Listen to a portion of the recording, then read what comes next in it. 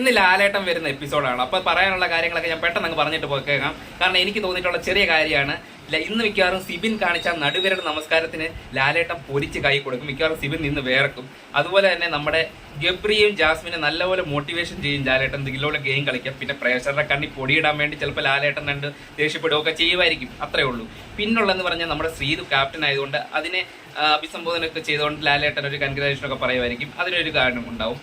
പിന്നുള്ളത് എവിക്ഷൻ ഉണ്ടാവും.